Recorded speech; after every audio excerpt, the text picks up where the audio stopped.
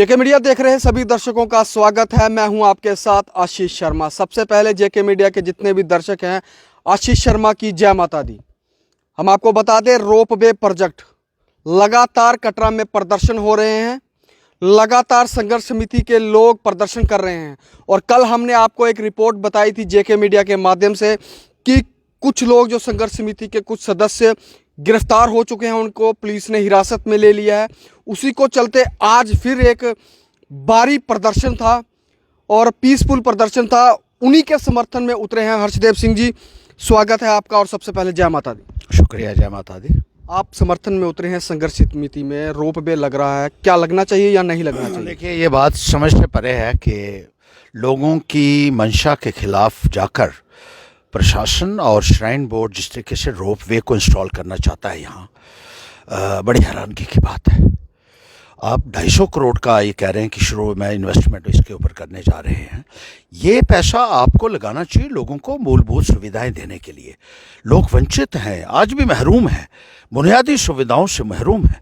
बिजली की समस्या, पानी की समस्या है, अस्पताल अच्छे नहीं हैं, डॉक्टरों की समस्या है, स्कूलों की। वो क्यों नहीं बनाते आप? वो चीज़ आप बना रहे हैं जो लोग चाहते ही नहीं है। लोग कहते हैं ये नहीं बनना चाहिए। इससे लोगों की आस्था के ऊपर एक प्रहार हो रहा है। लोग कहते हैं वही रूट रहना चाहिए जैसे माता जैसे यहाँ आई और जहाँ जहाँ उनके पड़ाव हुए वहाँ वहाँ श्रद्धालु जाते हैं, दर्शन करते हैं, कौल कंडोली में करते हैं, उसके बाद आते हैं यहाँ तो बाणगंगा है, चरण पादुका है, आदकुआरी है, सांझी शादी, ये इस रूट से होते हुए जाते हैं लोग। तो आप ये चाहते हैं कि आप अपना ही एक अलग से रूट भी बनाएं। और दूसरी बात ये है कि लाखों परिवारों का गुजर बसर यहाँ होता है माता के चरणों में, जो यहाँ अपनी सेवाएं दे रहे हैं, चाहे वो पिट्ठू वाले हैं, चाहे वो घोड़े वाले हैं, चाहे वो पालकी वाले हैं, चाहे वो रेडी फड़ी वाले हैं, चाहे वो दूसरे हमारे जो लोग हैं यहाँ अपना कारोबार कर रहे हैं। उनके पेट के ऊपर आप लात मारने जैसी बात कर रहे हैं कि सीधा आप एक्सप्रेस वे से लोगों को वहाँ ले जाएंगे रोपवे पर, और वहाँ से दर्शन करके सीधा वो वापस अपने अपने घरों को चले जाएंगे। यहाँ जब लोग रहते हैं तो यहाँ की इकोनॉमी को भी फ़ायदा मिलता है। ओवरऑल जम्मू खित्ते की इकोनॉमी को फ़ायदा मिलता है। और यहाँ पर सिर्फ कटरा के लोग नहीं हैं या रियासी के लोग नहीं हैं।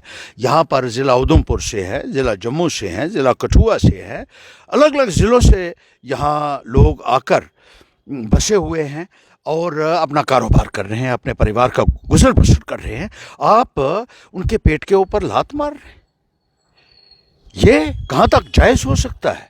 ये सरासर गलत है, ये बहुत ही निंदनीय है और इसकी जितनी आलोचना की जाए उतना कम है। श्राइन बोर्ड को ये देखना चाहिए, सरकार को ये देखना चाहिए कि लोगों की जो उम्मीदें हैं, जो अपेक्षाएं हैं, उसके मुताबिक चलें।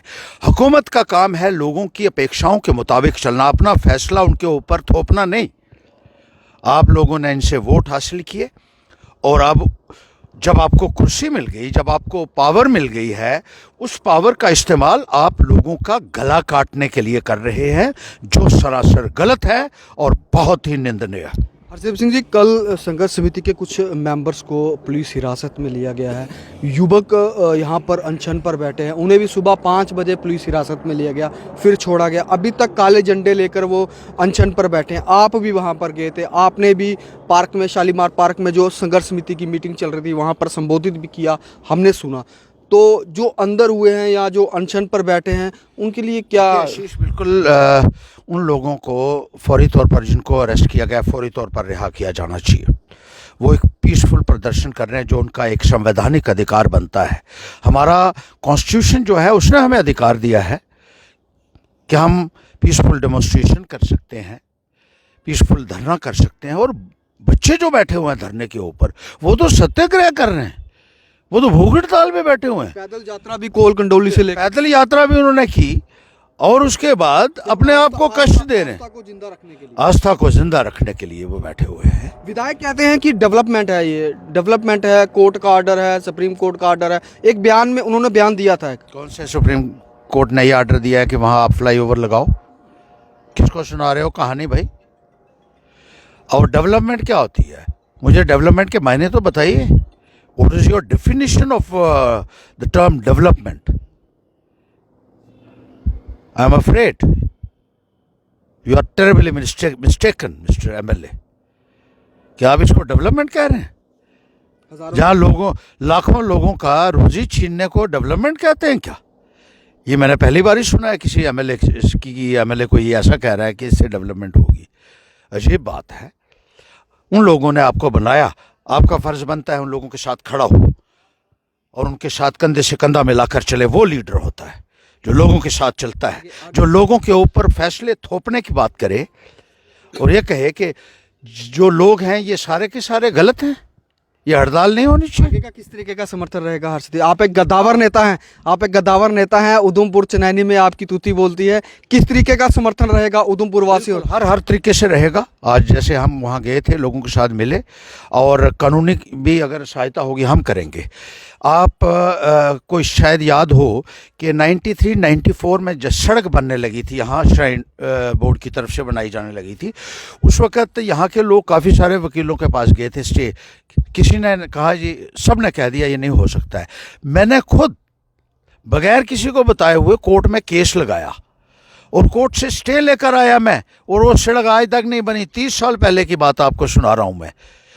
वो स्टे ऑर्डर मैंने हाई कोर्ट से लाया था, खुद वहाँ पैरवी करके. ज़रूरत पड़ती है तो मैं कोर्ट में, हाई कोर्ट में भी इनकी पैरवी करूँगा ताकि इन लोगों को इंसाफ मिल सके जो ये सरकार देने के लिए तैयार नहीं है.